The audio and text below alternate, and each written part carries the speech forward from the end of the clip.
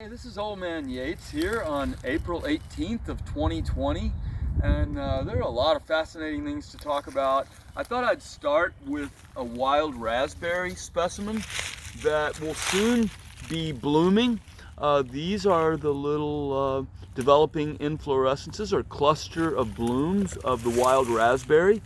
Wild raspberry has a smooth, without ridged stem. It also has a blush, like the blush of a purple grape, that will rub off. As I rub my finger on the blush, it kind of reveals a more reddish purple stem underneath. Our wild raspberries are really delicious here.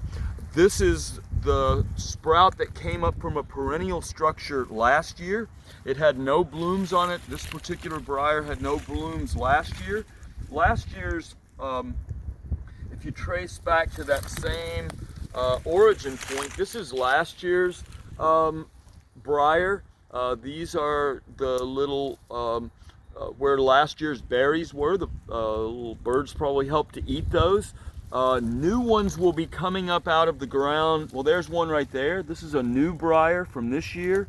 It will grow all through the growing season, and next year it will, in the spring, look like this. So these things live for a long time beneath the ground, and they send up a vegetative sprout each year that the following year, after going through the winter, will be the one that bears fruit. This is elderberry behind us. It's a shrubby plant that never gets to be much bigger than this. Maybe 8 feet tall would be a big specimen of it. It doesn't become like a giant tree. It has a compound leaf on it. So this is not just several leaves on a stem. This whole structure falls off in the wintertime. It has a inflorescence about the size of a pie pan of white bloom, and then all kinds of little purple, dark purple berries. It could be used for making elderberry preserves or elderberry wine. This is Sambucus, is the Latin genus of it.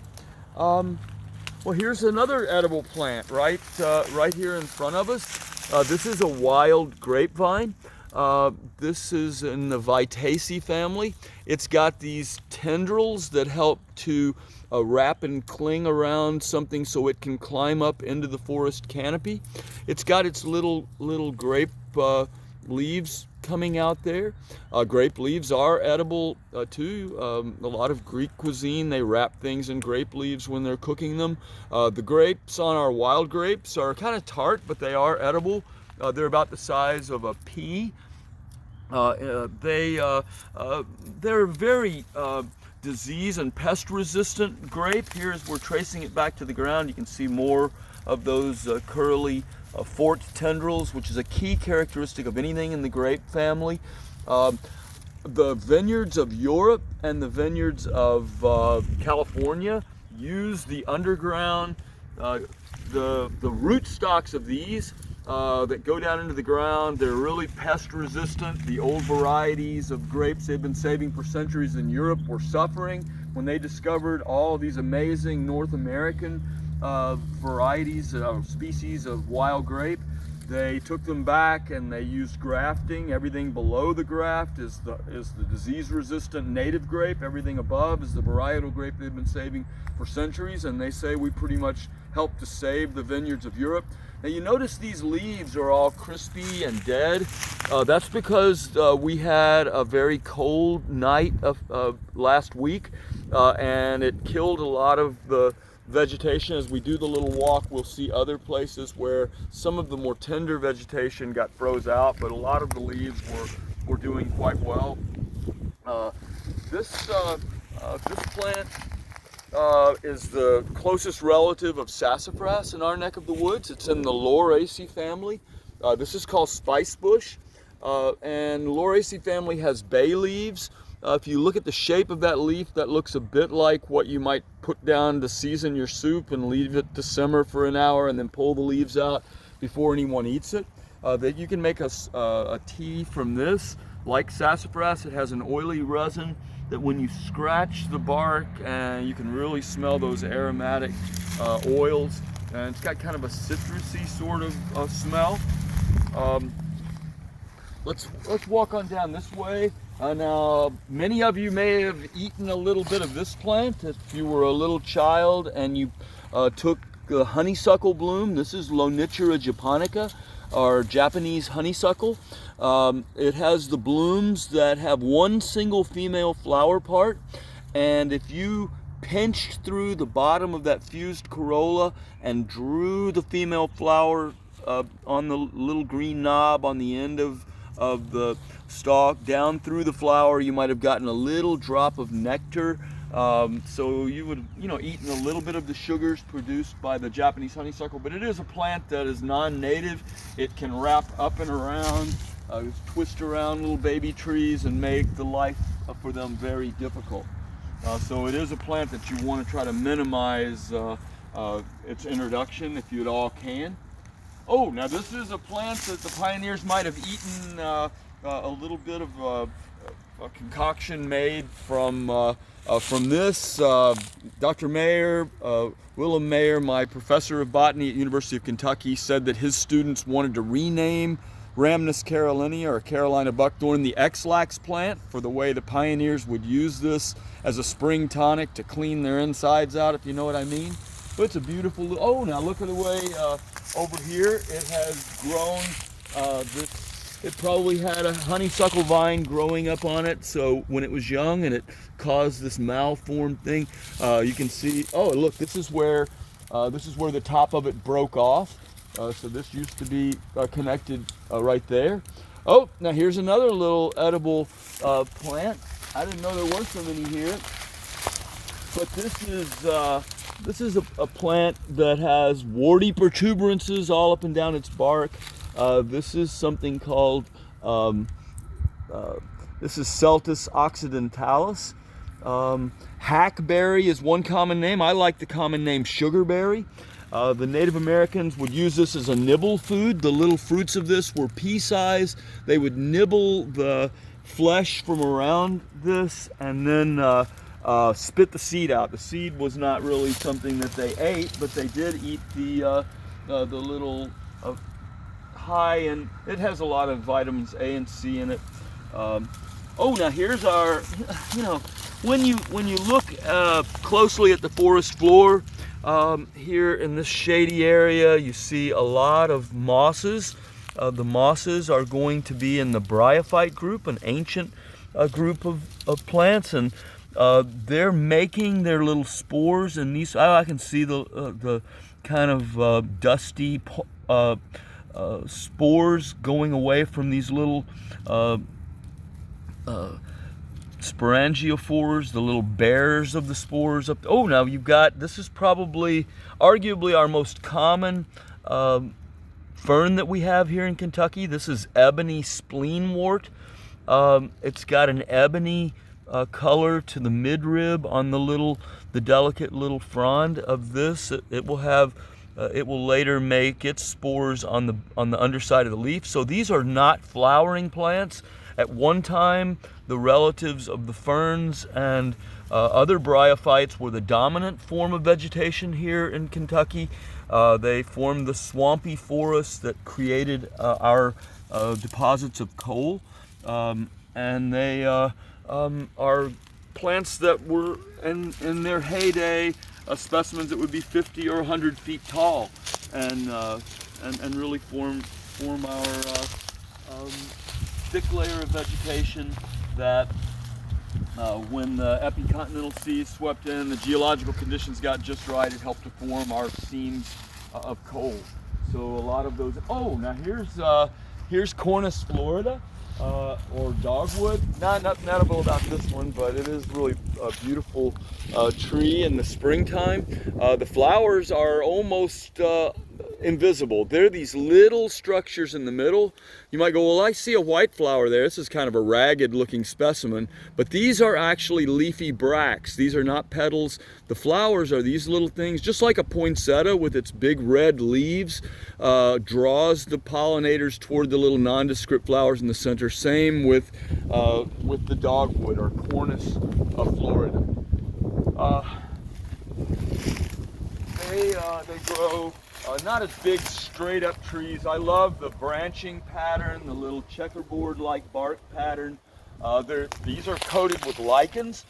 This is a lichen. This is a combination of a fungus and a photosynthetic bacteria called a cyanobacteria that are taking the energy from the photosynthetic process and nourishing themselves. Plus they nourish the little crusty fungal home that's in the mushroom kingdom. So it's two different kingdoms living together in a mutually beneficial symbiotic association that we refer to as mutualism. You see a lot of mosses also growing along the trunk of this beautiful old dogwood, or Cornus florida.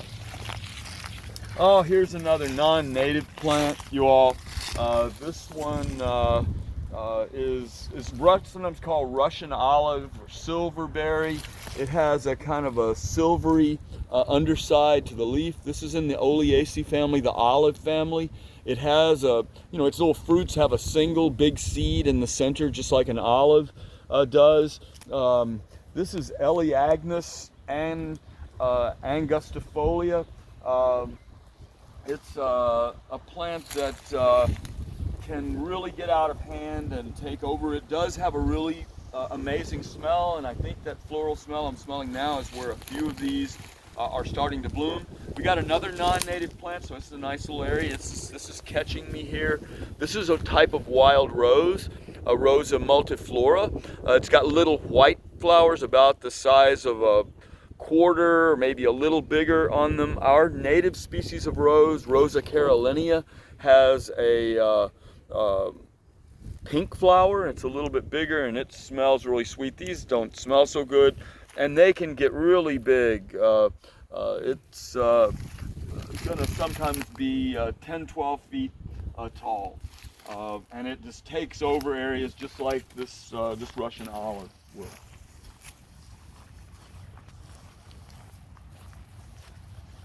Yeah, here's some more of our Carolina buckthorn, a little bit more of our Spicebush, showing once again the damage caused by the frost, where the tenderest of the growth took a little bit of a beating the other night when it got really cold. More of our Russian olive.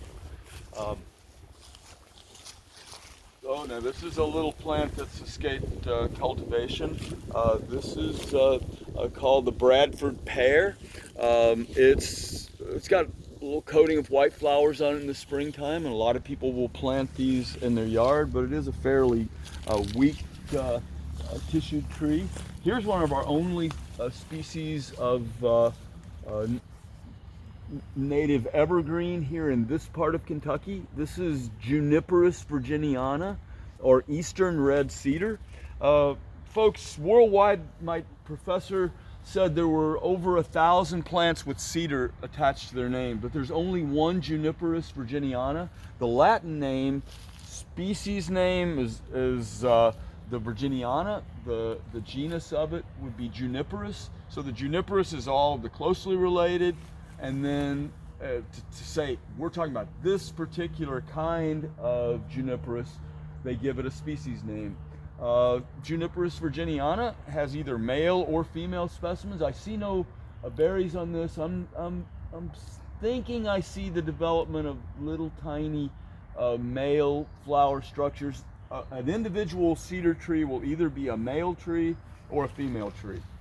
It can be oh, now here's a plant that allows me to touch something that looks a lot like poison ivy. So this is actually a type of maple. This is Acer negundo, with the center leaflet of this little 3-leaflet leaf. There's an old saying about poison ivy, leaves of 3, let it be. So this is very much the game plan of the poison ivy leaf, with the 2 side leaflets in tight on the structure that connects it to the stem. Why is this not just 3 leaves? Well, this whole structure falls off in the wintertime. The common name of this doesn't even have maple in it, but its ancestors are the maples. This is the box elder, Acer negundo. All of your maples are Acer. So that gives us a chance to talk about poison ivy. You know, maybe we'll see a specimen of it, maybe not. But this is the game plan for a poison ivy leaf. These are typically a little more of a yellowish color. Now notice with the box elder that it's got a photosynthetic stem. So even before the leaves came out, this plant was photosynthesizing with the chlorophyll and the chloroplasts, the little football-shaped organelles of photosynthesis within the tissues of this. Now remember, with photosynthesis, these plants are able to take the carbon dioxide that we breathe out, which is also what is generated when you burn a lot of fossil fuels like coal, oil, natural gas. That's what's going up into the atmosphere and causing a gradual global incremental temperature increase. And these plants are like vacuum cleaners for carbon dioxide. The photosynthetic machinery takes the carbon dioxide, combines it with the water being brought up from the roots and the radiant energy coming from that fusion reaction going on in the sun 93 million miles away, puts all that together on the other side of the reaction. You get the products of photosynthesis, which are sugars like glucose, C6H12O6, and oxygen, which the plant just kind of gives off as a waste product.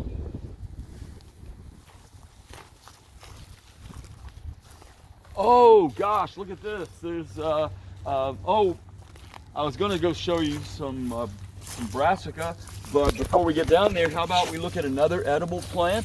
This is wild garlic.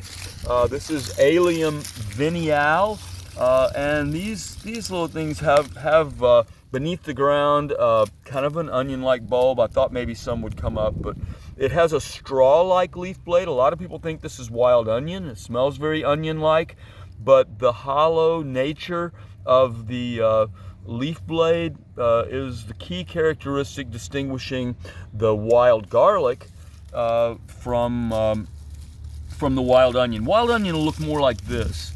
It'll have much more finely dissected leaf blades, and they won't be hollow, they'll be solid. And you may have both of them growing within your yard. Ooh, now here's a little plant that is also not a native plant. This is Philadelphia fleabane. This is Erigeron philadelphicus. Like a little tiny daisy-like flower. These were my eggs when I would make mud pies when I was a little boy. It's coming up from a little rosette of leaves that are down there on the ground. Now this we won't see this blooming until the fall. But all of these are our this is our state flower. These are the little developing plants of the solidagos, our goldenrods.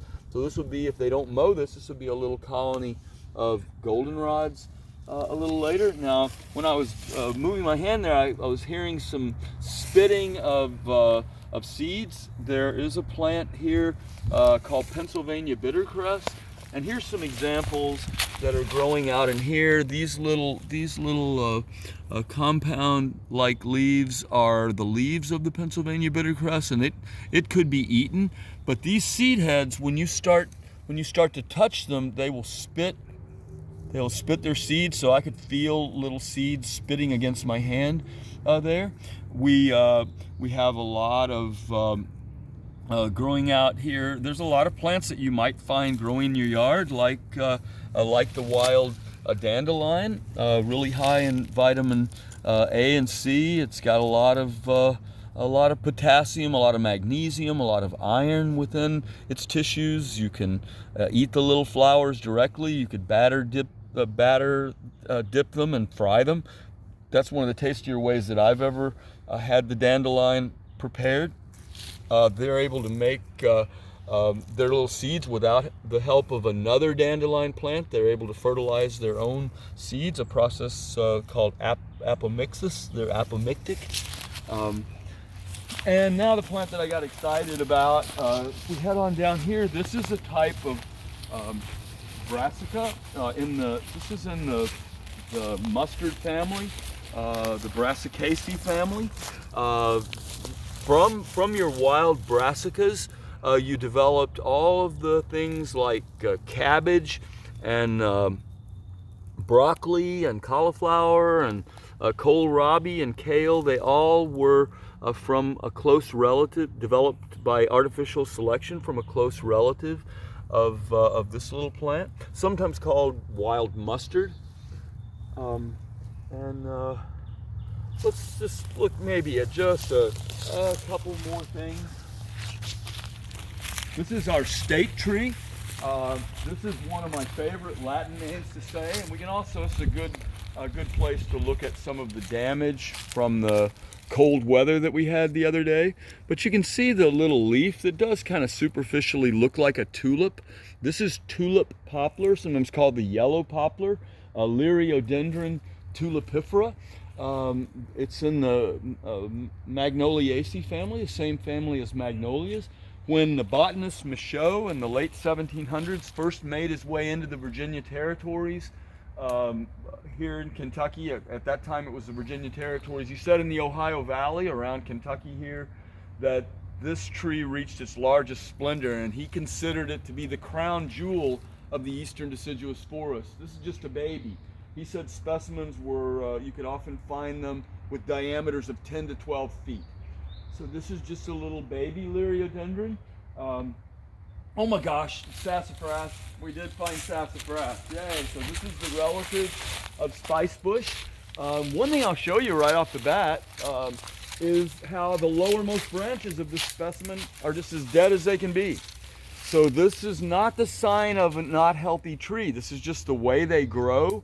And these little branches stay dry. Even if it were raining outside, the little branches would be sometimes you could get a fire started quite easily. These would not be down on the ground. If you know how to identify sassafras, you can have some of the best kindling. They have an oily resin in their tissues. And I'll just pull some branches down here.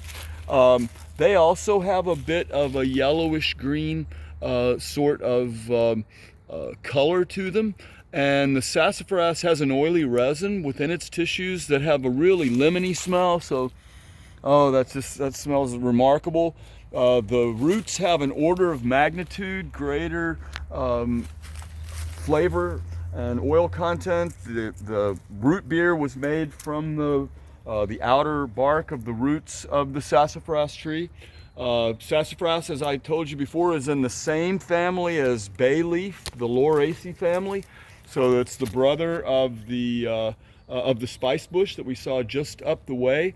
The Native Americans would make a dye from the roots of as well as a flavoring agent. It kind of has a root beer-like flavor. They would make dye to dye cloth. I've dyed Easter eggs with it. I've dyed old t-shirts with it before. I dyed Easter eggs with my boys when they were little. I made sassafras tea for them. Let's say you had a piece of root about like that diameter, and it'd be a couple of feet long. You'd wash that off, break it into little 5 or 6 inch chunks, fit them down in your pan, boil the water, and then you would add sugar to taste, and it has a deep, rich color. Kind of hard to describe. It's kind of an orangish, a pinkish orange color that is just quite distinctive. When my grandfather was sent out after stove wood for their cook stove, his mother, my great-grandmother, wanted him to bring back the wood of the sassafras. She didn't want to wait for hickory or oak or more traditional firewood to burn up where she could crunch the coals out. She didn't want flames in her cook stove. If she wanted to put some bread in there, she wanted even heat. So she wanted something that would burn up into coals really quickly, like the sassafras would. The little blooms of the sassafras, kind of rubbery little blooms, are coming in right underneath the leaves. Now the leaves of the sassafras are also interesting. When they come out, there'll be 3 different leaf shapes right on the same tree. At this time, I don't see that really manifesting itself. There'll be some that are going to be the shape of a mitten with just one little projection, some that are just entire like the leaves that we're seeing here now are, and then some that have 3 lobes, like 3 little sections of the leaf. So 3 different leaves growing right on the same tree. And that'll probably be good.